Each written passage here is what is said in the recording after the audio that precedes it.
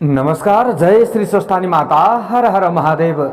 श्री स्वस्थानी महिमा, श्री स्वस्थानी व्रतकथा श्रवण गर्दै आउने क्रममा आज हामी आजको नयाँ भाग 30 मा उपस्थित भइसकेका छौं।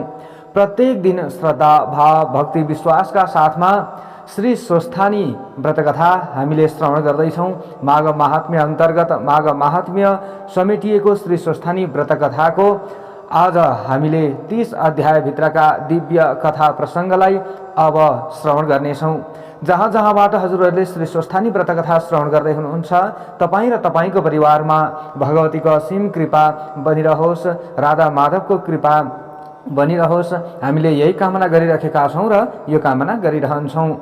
अब अगाडि ध्यान स्तोत्र हामीले श्रवण गरौँ अनि कथामा अगाडि बढ्नेछौँ। ओम यं ब्रह्मा वरुणेन्द्र रुद्र मरुतः स्तुन्वन्ति दिव्यैः स्तवैर्वेदैः साङ्गपदक्रमोपनिषदैर्गायन्ति यं सामगाः। ध्यानावस्थित तद्गतेन मनसा पश्यन्ति यं योगिनो यस्यान्तं न विदुः सुरासुरगणा देवाय तस्मै नमः। श्रीमच्चन्दन चर्चितोज्ज्वलवपुः शुक्लाम्बरा मल्लिका मालालङ्कृतकुण्डला प्रविलसन् मुक्तावली शोभिता। सर्वज्ञाननिदान पुस्तकधरा रुद्राक्षमालाकरा वाग्देवी वदनाम्बुजे वसतु मे त्रैलोक्यमाता चिरम्। मूकं करोति वाचालं पङ्गुं लङ्घयते गिरिं यत्कृपातमहं वन्दे परमानन्दमाधवम्। नमो भगवते तस्मै व्यासायामित तेजसे यस्य प्रसादात् वक्ष्यामि नारायण कथामिमाम्। नारायणं नमस्कृत्य नरं चैव नरोत्तमं देवीं सरस्वतीं व्यासं ततो जयमुदीरयेत्। ओम श्री स्वस्थानी परमेश्वर्यै नमः।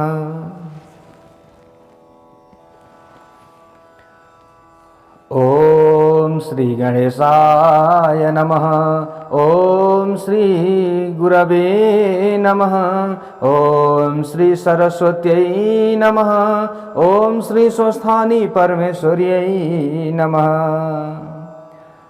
लेख्न आउनेहरूले कमेन्ट बक्समा भगवतीको जयकारा लगाउनुहोला।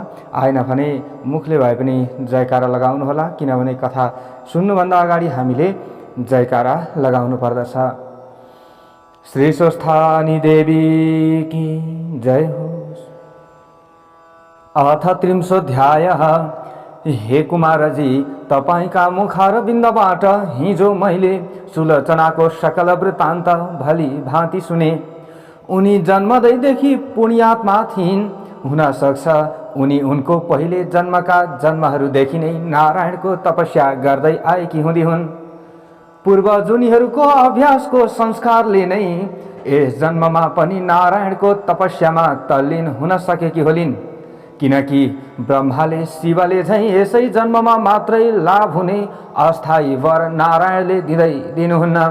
उहाँले त तपस्या पुरा भएपछि मात्रै काम पुर्याएर चिरस्थायी अविनाशी मुक्ति पद मात्रै वर दिनुहुन्छ र उहाँको तपस्यामा लागेको व्यक्तिले त्यो तपस्या जन्म जन्मान्तरमा भए पनि पुरा गर्नै पर्छ। नगरेसम्म त्यो अधुरो तपस्या पुरा गराउनका लागि त्यस साधकलाई संसारिक विषय वासनाबाट हटाई त्यसमा न अलमल्याई विरक्त्याउन विष्णुले सुलोचनालाई जस्तै परिस्थिति पारिदिनुहुन्छ रे। पूर्व जन्मका तपस्याका अभ्यासको लर्को त्यो तपस्या नटुङ्गिएसम्म हरेक जन्ममा पछि लागिरहेको हुन्छ भन्ने कुरो शास्त्रहरूले कहेका छन्। सुलोचनाको पनि यस्तै परिस्थिति हुँदो हो र यस जन्ममा पुरा गरिन् होरी, यसमा के आश्चर्य छ र भन्ने तर्क वितर्कले हिजो मलाई रातभरि नै पटक्कै निन्द्रा परेन।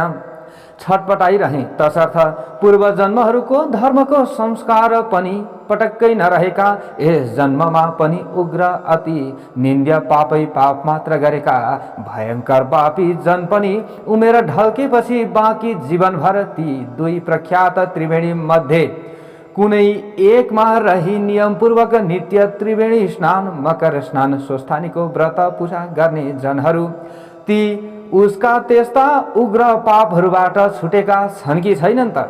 छुटेका छन् भने त्यस्तो घोर पापबाट को छुटेका छन् त? अन्तमा ती कस्ता भएका छन्, कहाँ कहाँको बास पाएका छन्? आज मलाई यही कुरो सुन्नको प्रबल इच्छा जागेको छ।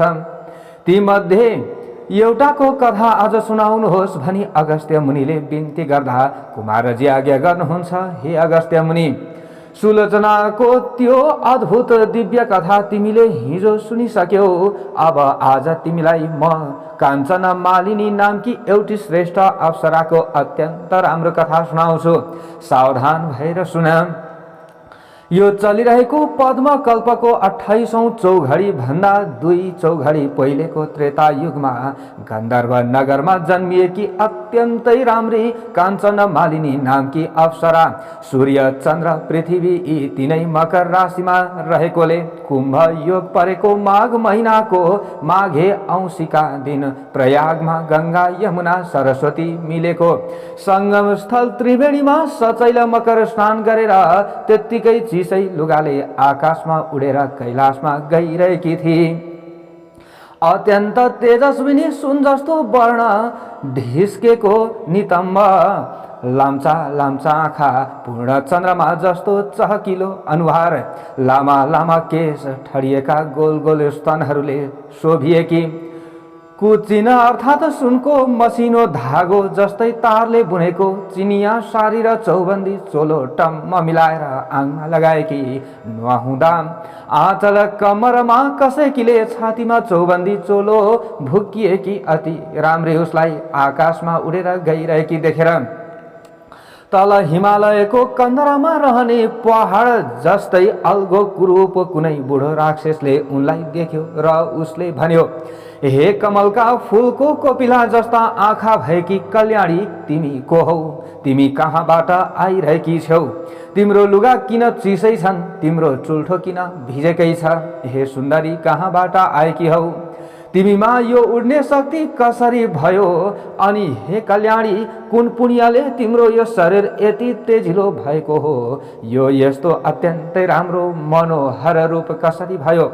हे सुलोचने, राम्रा आँखावाली तिम्रो चिसो लुगाबाट मेरो टाउकोमा झरेको पानीको थोपाले हे भद्रे सधैँ क्रूर रहने मेरो मन एकाएक शान्त भयो। आज यो जलको छिटाको यस्तो महिमा के हो? यो कुरो मलाई बेली विस्तार लाएर वर्णन गरौँ, किनकि मलाई तिमी अत्यन्त शीलवती लागिरहेकी छौ।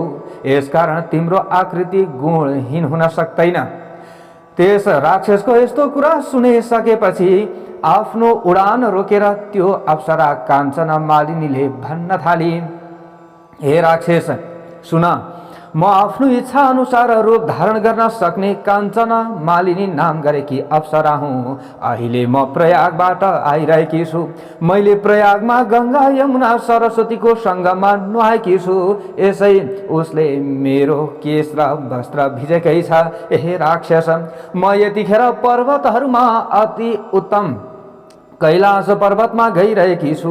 उहाँ सुर असुर अर्थात् देव दानवले भक्तिपूर्वक पूजा गरिने पार्वती पति श्री महादेव रहनुहुन्छ। हे राक्षस, प्रयागको त्रिवेणीको जलको प्रभावले तेरो दुष्टता हटेको हो।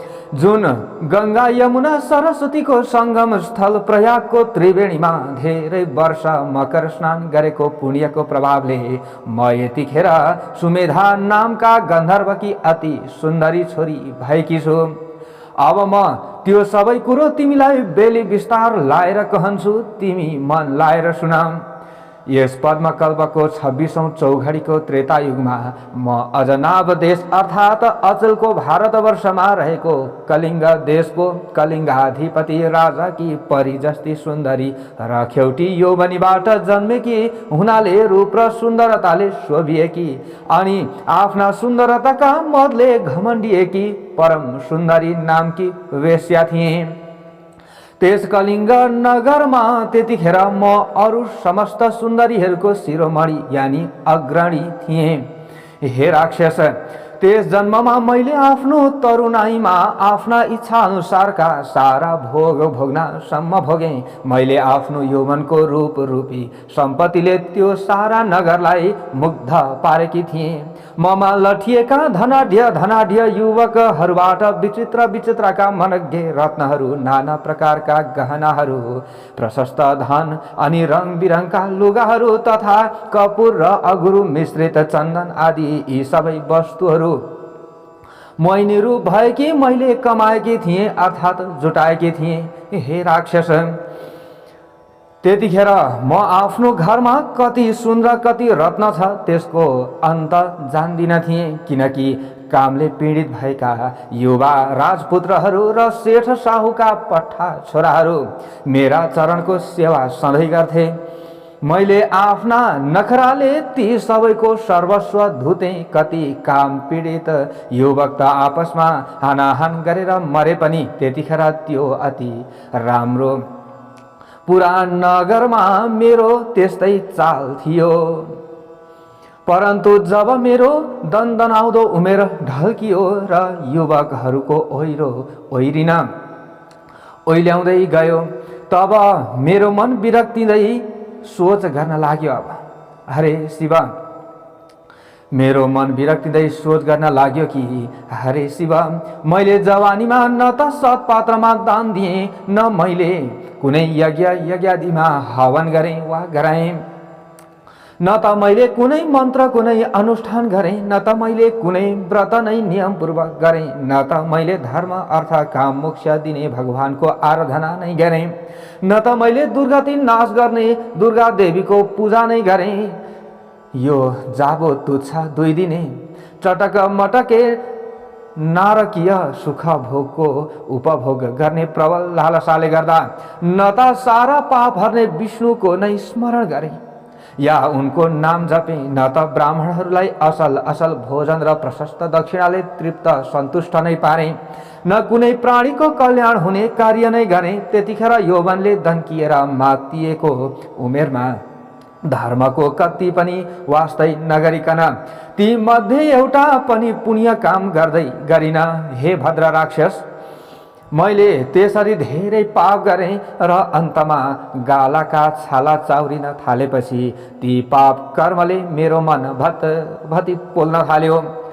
तब म असाध्यै पिरिएर अत्यन्त चिन्ताग्रस्त भएर कुनै विद्वान ब्राह्मणका शरणमा गएँ। ती ब्राह्मण देवता गुरुकुलमा बसेर आश्रमको नियम पालेर घन जटा सार स्वर सहित पढ्नुपर्ने ऋग्वेद, यजुर्वेद, सामवेद, अथर्ववेद यी 4 वेदका अनि 6 वेदाङ्ग शास्त्र अर्थात् पढ्दा अनुशासन सिकाउने शिक्षा शास्त्र, वेदको उच्चारण गर्न सिकाउने कल्पशास्त्र, वेदका शब्द सिद्ध गर्न सिकाउने व्याकरण शास्त्र, ग्रहहरूको गतिविधि सिकाउने ज्योतिष शास्त्र, वेदका शब्दको अर्थ बताउने निरुक्त शास्त्र, वेदको लय सिकाउने छन्द शास्त्र अनि 6 दर्शन शास्त्र अर्थात् ठिक बेठिक निर्णय गर्न सिकाउने न्याय दर्शन, आत्माबारे बोध गराउने वेदान्त दर्शन, प्रकृति पुरुषबारे विवेचना गर्ने सांख्य दर्शन, कार्यलाई देखेर कारण पत्ता लगाउन सिकाउने वैशेषिक दर्शन, वेद विहित कर्म नै धर्म हो भनी सिद्ध गर्ने पूर्व मीमांसा दर्शन,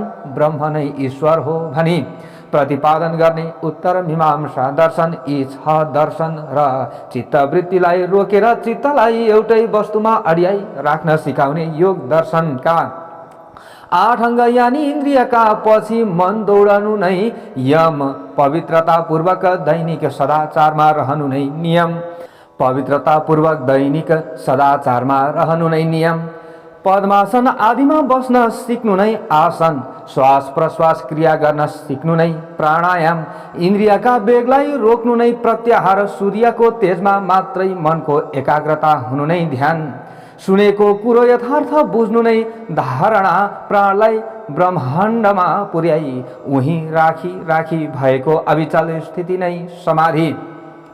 यी विद्याका ज्ञाता अर्थात् जान्ने तथा गाउँ बस्तीका विद्यालय महाविद्यालय विश्वविद्यालयहरूमा पढाइने व्यावहारिक 14 विद्या र 64 कला विद्यामा पारङ्गत अनि लघु सिद्धान्त कौमुदीको साह्रै उपयोगी गुरुवार्थ नामको छर्लङ्गे अर्थ लेखिदिएर संस्कृत पढ्न प्रारम्भ गरेका छात्रहरू र त्यो पढाउने गुरुहरूका श्रद्धा पात्र भएका, त्यस्तै अष्ट सिद्धिका ज्ञाता अर्थात् हात्तीलाई भुसुनो बनाउने, अणिमादि सिद्धि भुसुनोलाई हात्ती बनाउने, महिमा सिद्धि मुसोलाई हात्ती जस्तै गरौँ बनाउने, गरिमा सिद्धि हात्तीलाई मुसो जस्तै हलुको बनाउने, लगिमा सिद्धि नपाइने वस्तु पाउन सक्ने, प्राप्ति सिद्धि थोरैलाई धेरै बनाउने, प्राकाम्य सिद्धि स्वयं शासक बन्न सक्ने, ईशिता सिद्धि र कसैलाई पनि वशमा गराउन सक्ने वशिता सिद्धिका नाम।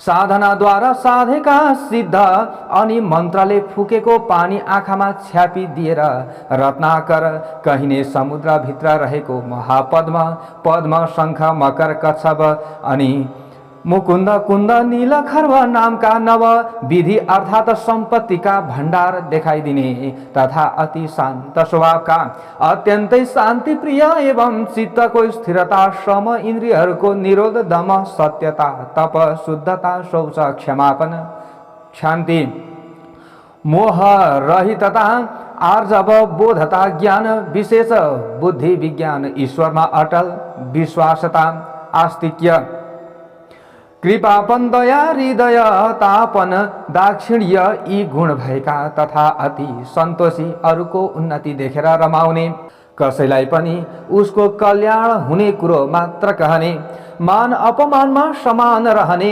मानिसले आकाशमा उड्न सिक्यो, पानीमा डुब्न सिक्यो, भुइँमा गुड्न सिक्यो, तर मानिसको परस्परमा कस्तो व्यवहार हुनुपर्छ भन्ने कुरो सिक्न सकेन भनी पिरिरहने, किन्तु भूमिबाट जलबाट पैदा गरिएको हुनाले भूमिपुत्र भौमासुर कहिने, जसलाई भस्मासुर पनि भन्दछन्, त्यस्तै जसले आफ्नै आमा पृथ्वीलाई खोस्र्याएर उसको सन्तुलन बिगारी परिणाममा विध्वंस रूपी प्रलय गराउँछ, जसको चहल पहलले केही दिनको क्षणिक सुख दिलाए पनि समस्त जनताको शान्ति, हित र आनन्द हर्दछ, त्यस्तो दानवी भौतिक विद्यालाई पटक्कै मन नपराउने तथा 6 वेदाङ्ग अर्थात् शिक्षा, कल्प, व्याकरण, निरुक्त, ज्योतिष, छन्द अनि षट दर्शन अर्थात् न्याय, वेदान्त, सांख्य, वैशेषिक, पूर्व मीमांसा, उत्तर मीमांसा अनि 4 वेद अर्थात् ऋग, यजुर, साम वेद,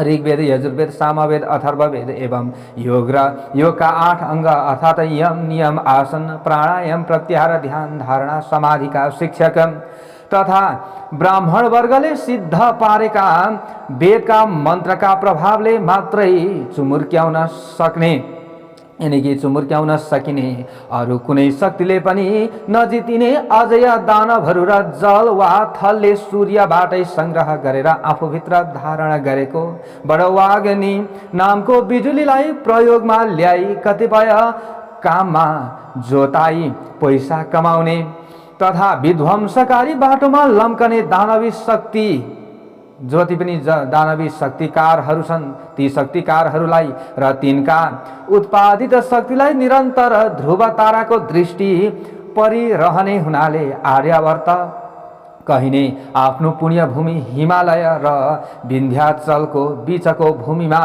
र त्यस भूमिमाथिको पुरै आकाशमा ढिम्कनै नदिने तथा आफ्ना पुर्खाले आफ्ना उत्तराधिकारी सन्तान ब्राह्मण वर्गलाई मात्र ती मन्त्र सिद्ध गर्ने शक्ति थाती छोडेर गएका वेदका मन्त्रहरूलाई सिद्ध पार्न आफ्ना शिष्यहरूलाई उक्साइरहने अनि तिनको बुद्धि तिखार्नलाई गायत्री जपको महिमा बताइरहने, फेरि पृथ्वी, जल, तेज, वायु, आकाशको सामूहिक शक्ति समूह नै ब्रह्मा हो भन्ने, जानी राख्न सधैँ पाञ्चायनको पूजा गर्न लगाउने सूर्य उत्तरायण हुँदा 108 मिनेट दिन वर्ष र सुमेरुमा पुगे।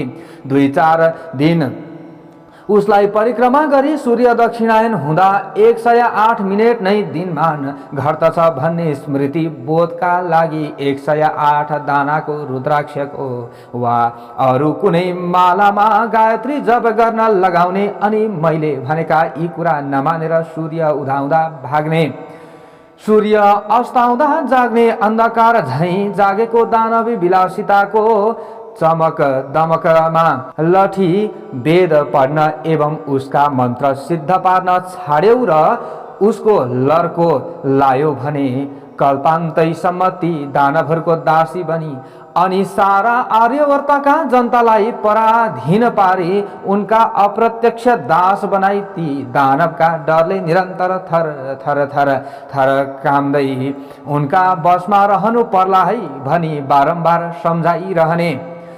यदि तिमीहरूले आफ्नो ब्राह्मणत्वको त्रिकालदर्शी जगतै कपाउने शक्तिलाई थामी राख्न सक्यौ भने कुनै पनि अरू शक्तिले तिमीहरूलाई केही नाप्न सक्दैन। न त शोषकहरूले शोषण नै गर्न सक्छन्, न त शोषण गर्ने आवश्यकता नै पर्छ। बाहिरी प्रबल शक्तिको डर नभएपछि शासकहरू पनि ढुक्कसँग शासन गर्छन् बाबु हो। जब ब्राह्मण वर्गले आफ्नो धर्म छाड्दछ तब देश भाँडिन्छ है। जबसम्म ब्राह्मण वर्गले आफ्नो धर्म थामी राख्छ तबसम्म देशमा सुख शान्ति बनिरहन्छ है भनी आफ्ना शिष्यहरूलाई सम्झाइ बुझाइरहने। ती राजनीतिका खग्गु, धर्मशास्त्रका खप्पिस अनि तन्त्र मन्त्र जन्त्र टुना टोड्का जादु चटक झार फुक धामी झाँक्री ओखती मुलो गर्नमा पनि निपुण अर्थात् गणेशजीको मन्त्र विधिपूर्वक जपी सिद्ध पारी सिद्धि प्राप्त गरेकाले सदा कल्याणकारी सकल भारतीय अध्यात्म विद्यामा धुरन्धर किन्तु प्रारम्भमा सुखकारी भए पनि परिणाममा जगत विध्वंसकारी विकसित भौतिक विज्ञानका कट्टर विरोधी तथा सधैँ जलथल नभमै शान्ति नै शान्ति चाहने एक देव उपाध्याय नाम गरेका ती नैष्ठिक ब्राह्मण त्यसै राज्यका राजा अर्थात् मेरै बाबुका राजगुरु थिए। हे राक्षस, मैले उनै ब्राह्मणलाई श्रद्धा भक्तिका साथ उनका पाउमा फलफुल दक्षिणा चढाएर निकै बेर ढोगे र उनले इसाराले देखाएर अनुमति दिएका आसनमा दुवै घुँडा मारेर बसी हात जोड्दै गहभरि आँसु डबडबाउँदै आफ्ना सारा पाप कर्मको वृत्तान्त बताएर आफ्नो पश्चाताप रूपी तडपन सुनाए। मैले यसरी ती ब्राह्मणलाई सुनाएर हे ब्राह्मण देवता, मैले अगाडि भने मेरो त्यो उग्र पापको प्रायश्चित्त कसरी होला भनेर मैले सोधेँ र हे द्विजश्रेष्ठ, त्यो पापबाट म कसरी सद्गतिमा प्राप्त हुँदी आफ्नै कुकर्मले पिरिएर तडपिरहेकी उदास मन भएकी बिचरी गहिरो पाप रूपी भासमा ग्वाममै भासिएकी मलाई मेरो जगल्टामा समातेर यस भासबाट बाहिर निकालिदिनुहोस्। हे ब्राह्मण श्रेष्ठ, दयाका दृष्टिले मेरा उपर करुणाका जल वर्षाउनुहोस्, किनकि सज्जनमा त सबैजना कृपालु नै हुन्छन् किन्तु साधुहरू असज्जनमा पनि कृपालु हुन्छन्। मेरो यस्तो विनम्र प्रार्थना जब सुने ती ब्राह्मणले, मैले यसरी प्रार्थना गरेँ, मेरो यस्तो विनम्र प्रार्थना सुनेर ती दयालु ब्राह्मणले मेरा उपर कृपा गर्नुभयो र सबै धर्मले भरिएको तथा मलाई अति प्रसन्न पार्ने यस्तो कुरो भन्नुभयो। हे सुन्दरी, तिम्रा सबै निषिद्ध घृणित आचरणहरूलाई म भलीभाँति जान्दछु। तिमीले सबै सुनायौ, मैले सुने। मैले भनेको कुरो झट्टै गर। अब तुरुन्तै तिमी प्रजापति ब्रह्माको क्षेत्र प्रयागमा जाऊ। उहाँ गएर त्यहीँ रहेर सधैँ गङ्गा यमुना सरस्वती नदीको सङ्गम त्रिवेणीमा नुहाउने गर त। विशेष गरेर मकर राशिमा सूर्य रहेको बेला त्रिकाल स्नान गर्ने गर। त्यसै स्नानको पुण्य फलले तिम्रो सबै पाप नाश हुन्छ, किनकि जसले तिम्रो पाप नाश होस् त्यस्तो अर्को अब उपाय म कुनै पनि देख्दिनँ। तीर्थमा गर्ने गरेको स्नानलाई ऋषिहरूले ठुलो प्रायश्चित्त बताएका छन्, किन्तु हे सुन्दरी, तीर्थस्थलमा मनले पनि अशुभ कर्मलाई त्यागिदिनु पर्दछ। हे सुमुखी, नित्यको प्रयाग स्नानले पाप खारिएर शुद्ध पवित्र भएकी तिमी मरेपछि पक्कै नै स्वर्ग जानेछौ। प्रयागराजको सङ्गमको स्नान मात्रैले पनि मनुष्यहरूलाई स्वर्ग प्राप्त हुन्छ, यसमा कुनै संशय छैन। हे सुन्दरी, प्रयागराज तीर्थमा गरिएको पापलाई छोडेर अरू ठाउँमा गरिएको सारा पाप प्रयागको त्रिवेणीमा नुहाउनाले तुरुन्तै त्यसै क्षणमा नै बिलाउँछ अर्थात् नाश हुन्छ। हे सुन्दरी, यस बारेमा एउटा अचम्मको उपाख्यान पनि छ, सुन। उहिले कुनै समयमा गौतम मुनिकी पत्नीलाई देखेर कामरूप शत्रुको वशमा परेको गुप्त कामुक इन्द्रले गौतमकै रूप धारेर यानी कि गौतमकै रूप धरेर उनलाई सुटुक्क भोग गरे। तब ऋषि पत्नी गमन गर्ने इन्द्रलाई उस स्त्रीकै सामने त्यस उग्र पापले उत्निखेरै फल दिलायो। तब त्यस स्त्रीका पतिको शराबको शक्तिले इन्द्रको शरीर 1000 योनिले चिन्हित भएको कुरूप निन्दित लाज मर्नुको हुँदो भयो। तब मुन्टो निहुराएर देवराज इन्द्र त्यहाँबाट निस्किए अनि चारैतिर तिरस्कृत निन्दित उनले आफूले गरेको त्यो घृणित कर्मलाई निन्दा गर्न थाले र मेरु पर्वतको टाकुरोमा रहेको 100 योजन अर्थात् 400 कोस फराकिलो पानीले टम्म भरिएको राता चुच्चा हुने सेता र सेता बडे बडे राजहंसहरूले शोभिएको कर्याङ कुरुङका लामले तोरणिएको यस्तो खालको रङ बिरङका कमलका फुलहरू फक्रिएको विशाल तलाउको हिमजलमा उम्रिएको कमलको कोपिलामा लुकेर बसेको इन्द्र यसरी लुकेर बसे। त्यसै कमलमा बसेर आफूलाई त्यस आफ्नै शरीरमा रहेको महान शत्रु कामदेवलाई निन्दा गर्न थाले। जुन कामले मुन्ट्याइँदा ठुला जन पनि लोकमा निन्दित भएर आखिरमा नरकमा जाकिन्छन्।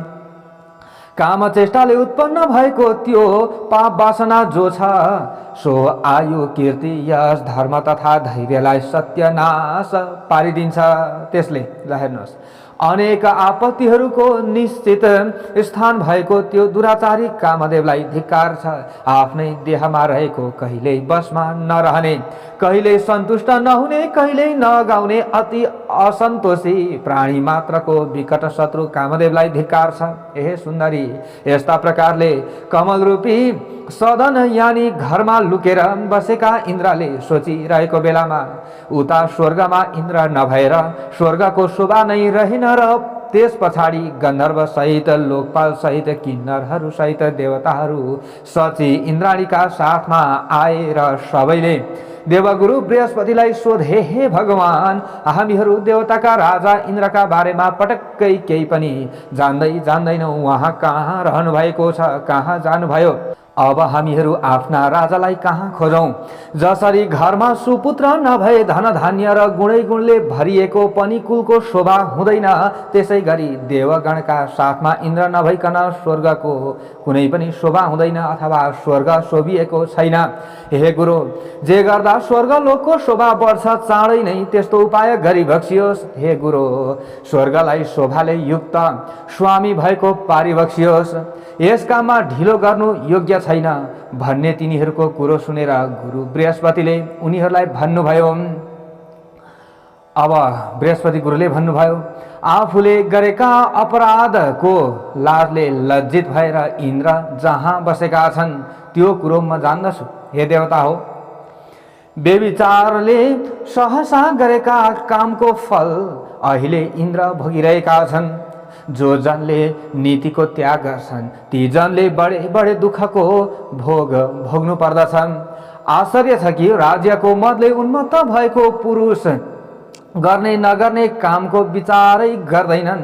आफूलाई नै नाश गर्नेवाला अनेक प्रत्यक्ष वा अप्रत्यक्ष निन्दित काम गर्दछन्। दुर्भाग्यले बुद्धि मासिएका मूर्खहरू मात्र यस्तो निन्दित काम गर्छन् जुन अपराध गर्नाले यहाँ पनि वहाँ पनि जन्म निष्फल हुन्छ। हे सुरगण हो, अब हामी त्यहाँ जाउँ जहाँ ती इन्द्र लुकेर बसेका छन्। गुरु बृहस्पतिले यस्तो भनेपछि बृहस्पतिलाई नै अघि लगाएर गएका सबै देवताहरू त्यस आश्रमबाट निक्लेर उता उस तलाउमा पुगेपछि त्यो फराक सरोवरमा सुन जस्ता सुन्दर कमलको वन देखे अनि दिलमा उभिएर जस्तो प्रार्थना गर्दा इन्द्रलाई विश्वास पर्छ त्यस्तै स्तुति गरे। तब गुरुको बुझाइले इन्द्र कमल कोषबाट बाहिर निस्के। त्यस पछाडि गुरुले बुझाउनु भयो, त्यहाँ गएर कमल कोषबाट बाहिर निस्के। त्यतिखेर उनको मुख निन्याउरो मलिन थियो, शरीर विरूप थियो, लाजका मारे उनका आँखा निहुरेका थिए, यानी कि लज्जित थिए को इन्द्र। अनि इन्द्रले ती आफूभन्दा जेठा गुरुको दुवै पाउ पक्रेर भन्न लागे, हे गुरु, मलाई रक्षा गर्नुहोस्, मलाई रक्षा गर्नुहोस्।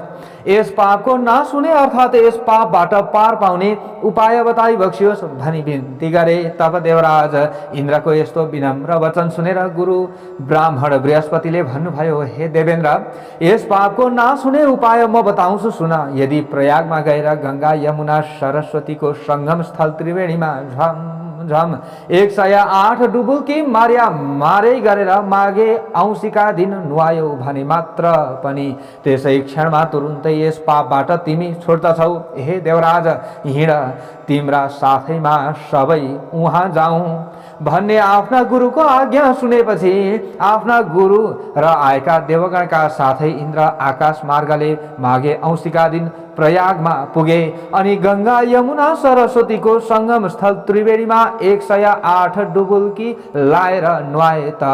तब तुरुन्तै उनी आफ्ना पापहरूबाट मुक्त भए, यानी छुटे, पापबाट उनी छुटे।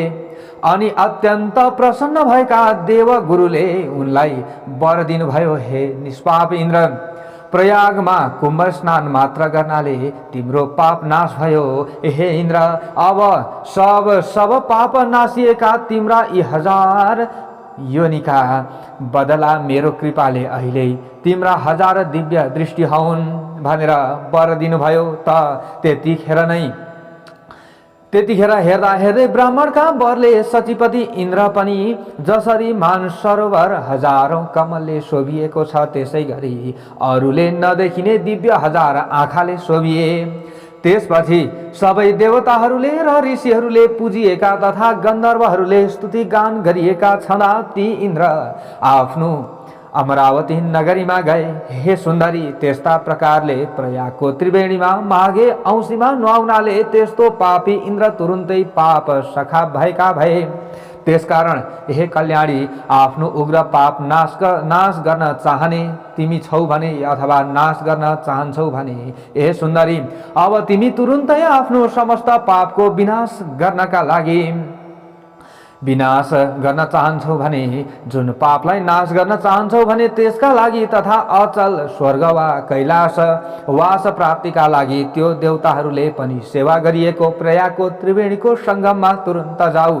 र आज पौष शुक्ल एकादशी हो। आजको 5 दिनमा पौष शुक्ल पूर्णिमा आउँछ। त्यस दिनदेखि नै प्रातः क्रिया सके हात गोडाका नङ काटी त्रिवेणीमा नुहाई धुवाई शुद्ध पवित्र भई हविष्य वस्तु मात्र दिनहौ। एक छाक खाई त्यहाँका तीर्थ पुरोहितलाई सोधी उनले भने वा अराय बमोजिम गरी नियम पूर्वक त्रिवेणीमा त्रिकाल स्नान गरी सौभाग्य दिने, सौभाग्य बढाउने, पाप सखाप गराउने, स्वर्गवास दिलाउने स्वस्थानी देवीको व्रत बसी माघ शुक्ल पूर्णिमाका दिन देवीको उद्यापन पूजा सक्ने गरी उसै बीचमा नै मकर राशिमा सूर्य सरेको दिन परे माघे संक्रान्तिदेखि फाल्गुन संक्रान्ति नलागे सम्मका दिनहरूमा त्रिवेणीमा माघ स्नान अर्थात् मकर स्नान श्रद्धा भक्ति पूर्वक ओम नमो भगवते वासुदेवाय यो मन्त्र जप्दै गर्ने गरत स्वस्थानी देवीको कृपाले र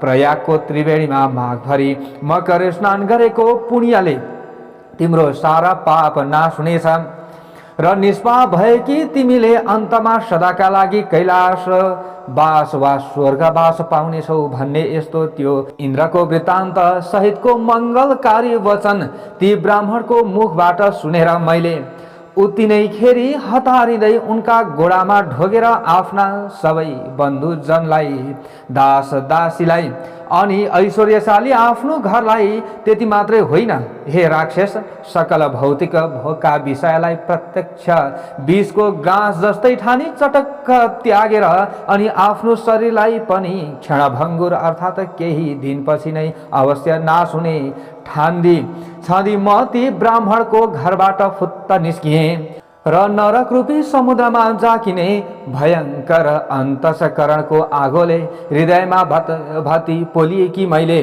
हे राक्षस तब त्यहाँबाट सरासर प्रयागमा गएर ब्राह्मणले बताए जस्तै गरी श्री स्वस्थानी देवीको व्रत पूजा र माघभरि नै त्रिकाल अर्थात् बिहान मध्याह्न साँझ नियमपूर्वक गङ्गा यमुना सरस्वतीको सङ्गम स्थल त्रिवेणीको जलमा श्रद्धा सात पटक्कै पछि ओम नमो भगवते वासुदेवाय जप्दै 108 डुबुल्की मारेर मकर स्नान गर्ने गरेँ। अब हे बुढा राक्षस त्यस त्रिवेणीमा गरेको मकर स्नानको महिमा सुन। 3 दिन त्यहाँ लगालग मकर स्नान गरेपछि मेरो समस्त पाप नाश भयो। बाँकी 27 दिनको माघ स्नानले मलाई जो पुण्य प्राप्त भयो त्यस पुण्यले मलाई देवयोनिमा जन्मायो। यतिखेर म देवी पार्वतीकी अति प्यारी सङ्गिनी भएर कैलाशमा रमाउँदै बसेकी छु। त्यसै प्रयागको मकर स्नानको प्रभावले नै मलाई यस्तो यो पूर्व जन्मको जाति स्मरण ज्ञान इच्छा अनुसारको रूप बदल्न सक्ने शक्ति यो खेचरी यानी आकाशमा उड्ने र उही अड्ने गति राजगुरुमा भएको विविध विद्याको ज्ञान र यो कैलाशको वास प्राप्त भएको हो। त्यसैले प्रयागको मकर स्नानको महिमा सम्झेर प्रत्येक माघमा प्रयागमा मकर स्नान गर्न म प्रयाग जाने गरेकी छु। अब कैलाश पुगेर पार्वतीका साथै स्वस्थानी देवीको पूजा गर्छु। हे राक्षस मैले मात्रै होइन जसले पनि मैले जस्तै गरी त्रिवेणीकै तटमा बसेर स्वस्थानी देवीको व्रत पूजा र मकर स्नान गर्दछन् त ती सबैले पनि स्वर्गलोक वा कैलाश लोकको वास पाउँछन्। यति आफ्नो पूर्व चरित्रको वृत्तान्त बखानेर फेरि काञ्चन मालिनीले भन्न लागिन् हे राक्षस आश्चर्यचकित भएका तिमीले मलाई जो सोध्यौ त्यो मैले तिम्रो प्रसन्नताका लागि आफ्ना घटेका सबै घटना सुनाए। अब तिमी पनि मेरो प्रसन्नताका लागि आफ्नो पूर्व चरित्र बताऊ। कुन कर्मले तिमी अति विरूप र अत्यन्त डरलाग्दा भएर जन्मिएका छौ? दारी जुङ्गा बढाएर ठुला ठुला दारा भएका मान्छेको मासु खाने भएर किन यो पहाडको गुफामा रहन्छौ भनेर सोधिन्। तब त्यो राक्षसले भन्न थाल्यो सजन जन प्रिय वस्तु दिन्छन् र गुह्य कुरो लिन्छन् प्रेमपूर्वक बोल्छन् र सोद्धछन्। हे भद्रे हे कल्याणी पराईको कल्याण गर्नेवाली ती सबै कुरा तिमीमा रहेका छन्।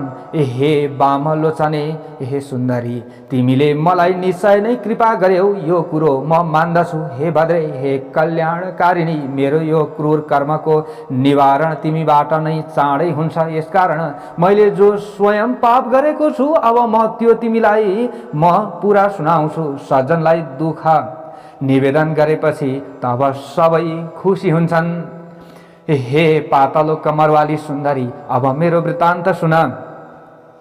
पहिलेको जन्ममा म काशीमा वेदका धेरै ऋचाहरू जान्ने वेद विद्यामा पारङ्गत श्रेष्ठ ब्राह्मण थिएँ। ठुलो निर्मल कुलमा मेरो जन्म भएको थियो। हे सुन्दरी त्यतिखेर मैले दुराचारी राजाहरूले शूद्रहरूले अनि वैश्यहरूले गरेका डरलाग्दा निन्दित दानहरू वस्तुहरू पनि काशीमा बसेर दान लिएँ। प्राय गरेर धेरैपल्ट धेरै नै निषेध गरिएका घृणित दान पनि लिएँ अनि चाण्डालहरूले गरेको कुत्सित दान पनि मैले लिन पछि परिन अथवा पछि सरिन। यहाँसम्म कि किसानेहरूले बजारमा किन्नै पर्ने तर पसलेले 100 मा किनेको वस्तुलाई करको भारी बोकाएर 300 मा किसानलाई बेच्ने अनि किसानले उब्जाएको खाद्यान्न वा खाद्य वस्तु किन्न चाहिँ सुक्ती घरती ढुलाई कोठी कुसित नगर प्रवेश कर कटाई 100 को उसको माललाई 60 मा किनिली, समस्त किसानलाई किङ्ग्र्याई उत्तम खेती मध्यम व्यापार अधम चाकरी भन्ने बृहस्पतिको नीतिलाई पर्लक्क पल्टाई उत्तम चाकरी मध्यम व्यापार अधम खेती बनाउने शुक्राचार्यको नीतिलाई अँगालेर किसानहरूलाई हलन लट्ठु बनाउने अनि साधु सज्जनहरूलाई सताउने तत्कालीन हुल्लड बाज यानि कि हुल्याहरूको पार्टीवादी सरकारको पार्टी शासकले धाक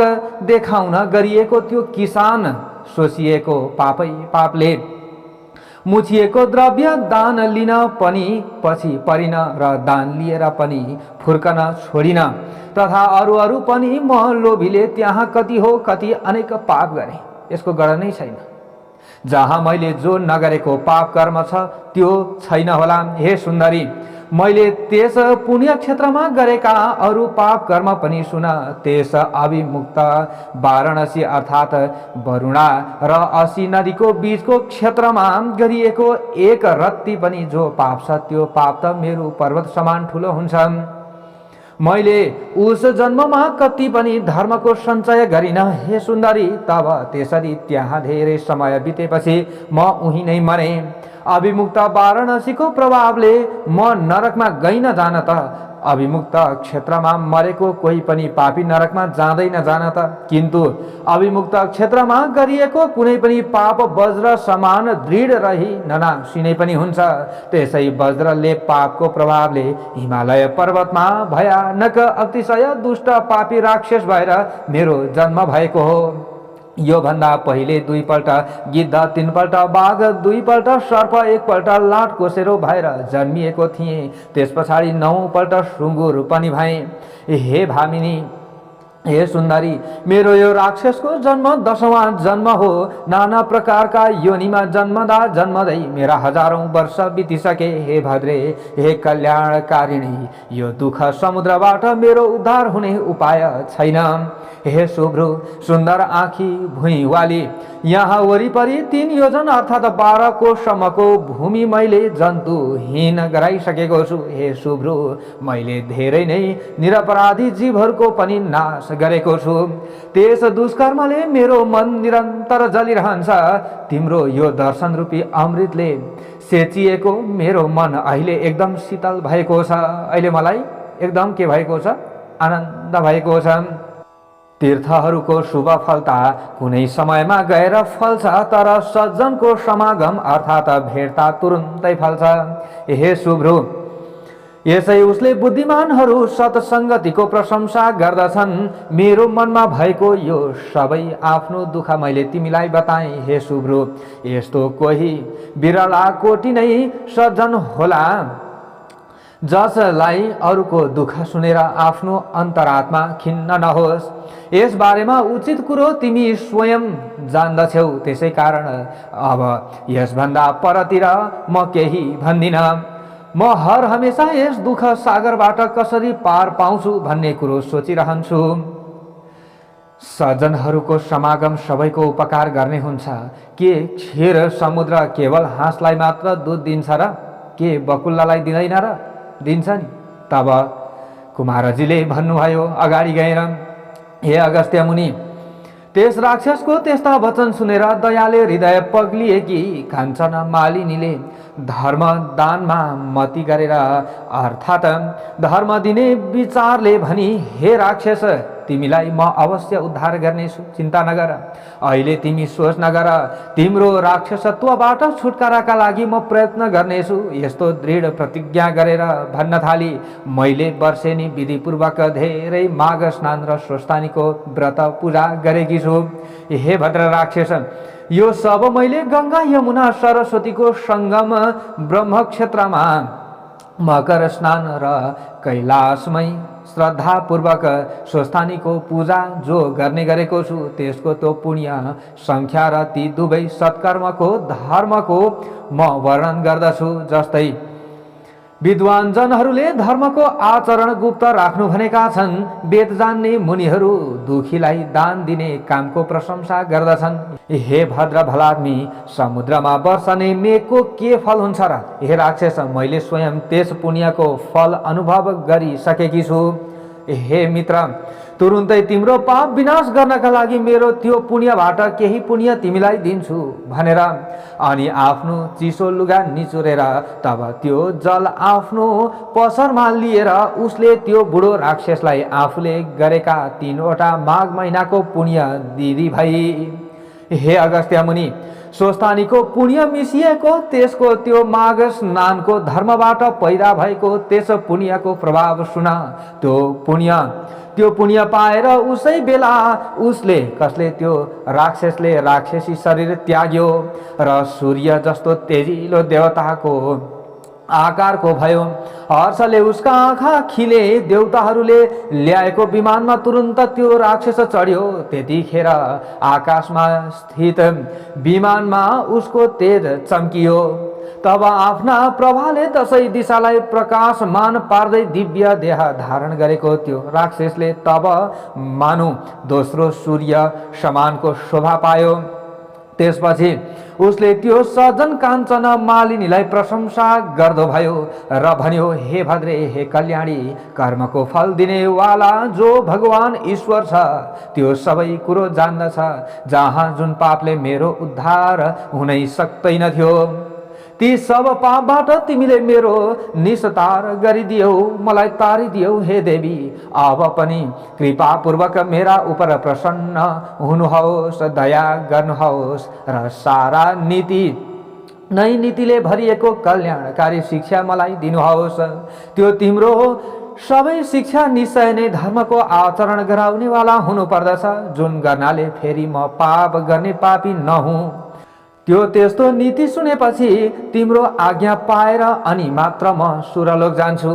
हे अगस्त्य मुनि, त्यो राक्षसले भनेको प्रिय धर्ममय यस्तो वचन सुनेर अत्यन्त प्रीतिपूर्वक त्यो काञ्चन मालिनी उसलाई धर्मनीति सुनाउन थाली। हे दिव्य देहमा परिवर्तन भएका राक्षस, अब तिमी हमेशा धर्मको सेवन गर, प्राणी हिंसा त्याग, महात्माहरूको सेवा गर, कामदेव रूप प्रबल शत्रुलाई जित, अर्काको दोष गुणको चर्चा पटक्कै गर्न छाडेर साँचो बोल्ने गर, हरिको या हरको हर दिन पूजा गर्ने गर, हरिको भए पनि हरको भए पनि पूजा गर्ने गर। लौ अब सरासर देवलोक जाऊ।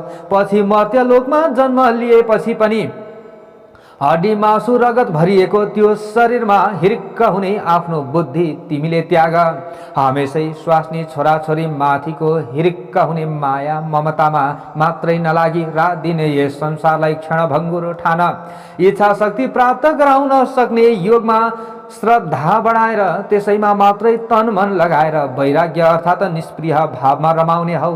मैले यो धर्मको मार्ग तिम्रो प्रीतिले भनेकी हुँ। सबै कुरो मनमा राख र शील स्वभावका हौ।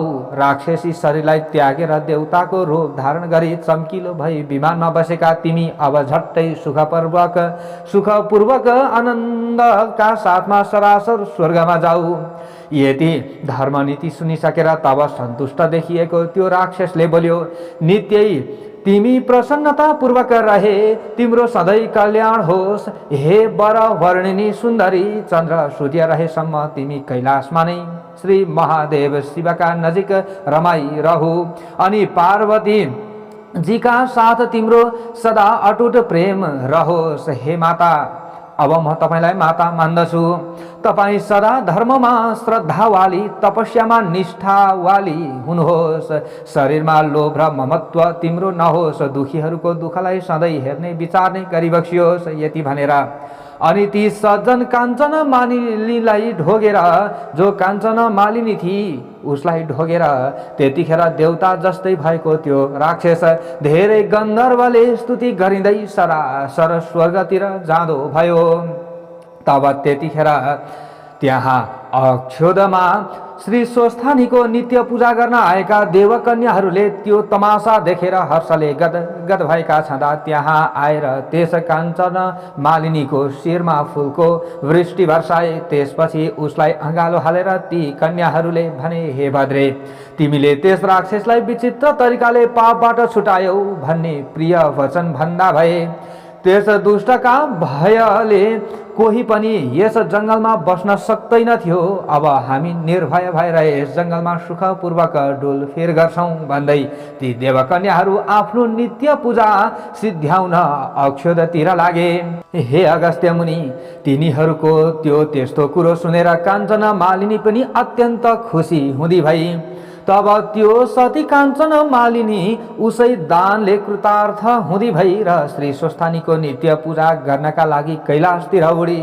उड्दा हुँदी गन्धर्व कन्या त्यो श्रेष्ठ काञ्चन मालिनी परी त्यस राक्षसलाई उसको त्यो राक्षस योनिबाट छुटाएर तुरुन्तै आकाश मार्गले उडेर कैलाश जाँदा आफूले गरेको परोपकारले गर्दा अत्यन्त प्रसन्न भई। हे अगस्त्य मुनि, जो मनुष्य त्यो गन्धर्व कन्या काञ्चन मालिनी र त्यो बुढो राक्षसले कहेको यो श्रेष्ठ संवाद भक्तिपूर्वक सुन्दछ, त्यो मनुष्य सधैँ कहिल्यै पनि अधर्म गर्नतिर मन दौडाउने आफ्ना इन्द्रियहरू रूप दुष्ट राक्षसहरूद्वारा बाधित अर्थात् पीडित हुँदैन र त्यसको बुद्धि सधैँ धर्ममा लागिरहन्छ।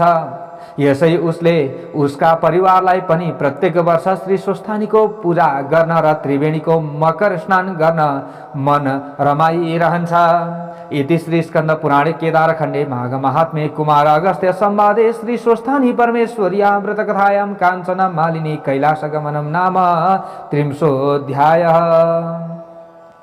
ओम उपनयतु मंगलम वह सकल जगन्मंगलालय श्रीमान दिनकर किरण निबोधित नवनलिन दल निभेक्षण कृष्ण काले वर्षतु पर्जन्य पृथिवी सस्यशालिनी देशोऽयं क्षोभरहितो ब्राह्मणः सन्तु निर्भयः अपुत्रः पुत्रिणः सन्तु पुत्रिणः सन्तु पौत्रिणः निर्धनः सदनः सन्तु जीवन्तु शरदां शतं तत्रैव गंगा यमुना च तत्र गोदावरी सिन्धु सरस्वती च तीर्थानि सर्वाणि वसन्ति तत्र यत्राच्युतोदार कथा प्रसंगः या कुन्देन्दु तुषारहार धवला या शुभ्रवस्त्रावृता या वीणा वरदण्डमण्डितकरा या श्वेत पद्मासना या ब्रह्माच्युत शंकर प्रभृतिभिर्देवैः सदा वन्दिता सा मां पातु सरस्वती भगवती निशेषजाड्यापहा कायेन वाचा मनसेन्द्रियैर्वा